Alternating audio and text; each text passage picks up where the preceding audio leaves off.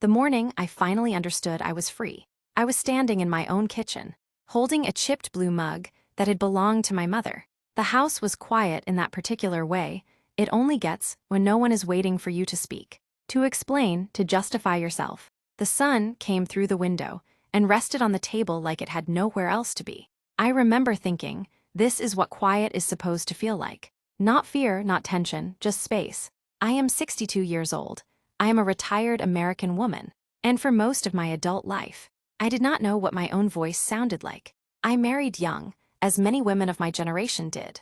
I was 24, hopeful, earnest, raised to believe that stability was love, and that endurance was a virtue. He was charming in a controlled way, never loud, never dramatic. He spoke softly, confidently, as if he always knew better. People liked him, my parents trusted him, I trusted him. In the beginning, he didn't silence me. He edited me. He would say things like, "You don't need to explain so much," or "You're overthinking it," or "Let me handle that." It felt like care, like guidance, like partnership, and because I loved him, and because I wanted peace, I let him lead. Over time, I stopped correcting him when he spoke for me at dinner parties. I stopped sharing ideas he dismissed with a raised eyebrow or a patient sigh. I stopped arguing when he told me my feelings were exaggerated, inconvenient, or simply wrong. Nothing about our marriage looked abusive from the outside. That's the hardest part to explain. There were no bruises, no screaming matches that neighbors overheard. There was just a steady, quiet erosion of myself. We built a life together, children, a house, routines. I worked, raised our kids, kept things moving. I was competent, reliable, invisible in the ways that mattered. He controlled our decisions subtly. What we spent, where we went, which friends were good influences. He didn't forbid things outright. He made them exhausting to pursue. Disapproval hung in the air like humidity. When I disagreed, he would withdraw. Silence became punishment. Weeks could pass with polite logistics but no warmth. I learned quickly that peace came from compliance. I told myself this was marriage, compromise, maturity. I told myself I was lucky. He didn't drink. He didn't cheat. He provided. He never hit me. I told myself many things that kept me quiet. Our children grew up watching me defer. They learned early which parent made the final decisions. I don't blame them. Children adapt to the weather they're raised in. I loved them fiercely. I still do. But motherhood became another place where my instincts were questioned. Overridden, corrected, if I worried. I was dramatic, if I relaxed. I was careless. There was always a better way, his way. I began to doubt myself in small, persistent ways. I checked with him before making even minor choices. I apologized reflexively. I hesitated before speaking, even when I knew the answer. By my 40s, I had developed a strange habit of rehearsing conversations in my head, imagining how he might react, adjusting my words to avoid friction. It was exhausting, but it felt normal. This is how control works when it's quiet. It convinces you that you are the problem. When we retired, everything changed. The distractions were gone, no work schedules, no packed days, just time and the truth of who we were together. I had imagined retirement as a gentle chapter. Travel, shared mornings, slow dinners. Instead, it became a magnifying glass. With nowhere else to focus, his need for control intensified. My routines were scrutinized, my interests dismissed. If I read, he'd ask why I was wasting time. If I suggested something new, he'd remind me of my age.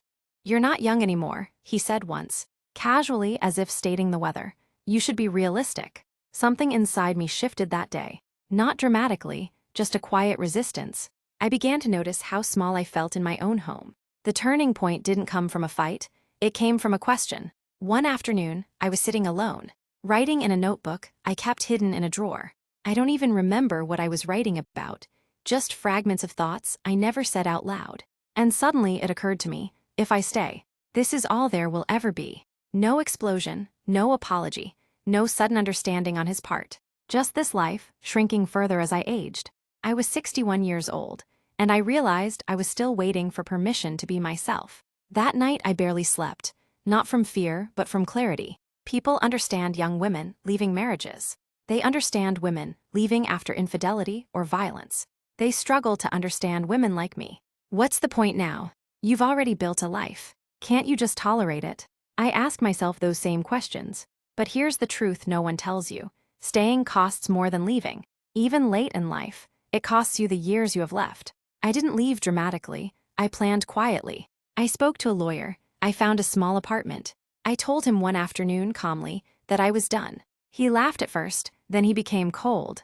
Then he accused me of being ungrateful, unstable, selfish. For the first time in decades, I did not explain myself. I packed what I needed. I left the rest behind. I cried in my car, not because I was unsure, but because I was grieving the woman I might have been sooner. Living alone at 62 is both terrifying and liberating. The silence is real, but it's honest. I had to relearn how to make decisions without checking with anyone. What to eat, when to sleep, how to decorate. It sounds small, it isn't. The first time I spoke up in a group conversation without my heart racing, I nearly cried. The first time I said no without guilt, I felt 10 pounds lighter. I began therapy, not to fix myself, but to meet myself. I learned that emotional control doesn't always look like cruelty. Sometimes it looks like constant correction, like love with conditions, like being valued only when you are agreeable. I learned that my quiet was not my nature. It was my survival strategy. Strength, I've learned, is not endurance. It is honesty. It is saying, this hurts, even when no one validates it. It is leaving, even when people don't cheer. It is choosing peace over familiarity. I am not angry anymore. Anger was a bridge, I crossed it. What I feel now is something steadier, respect for myself. If you are younger than me, hear this. Do not wait decades to be heard. Love should not require you to disappear. If you are my age or older, hear this more clearly. It is not too late. It is never too late to choose yourself. Starting over at 62 did not make my life smaller. It made it mine. Some mornings, I sit in my small living room with that same chipped blue mug. I listen to the sounds of the city waking up. I think about how many years I lived quietly, so others could be comfortable. And then I speak, sometimes just to myself. My voice is steady now, not loud, not perfect, but real. I did not leave to find someone else. I left to finally find myself. And at 62, that turned out to be the bravest beginning of all.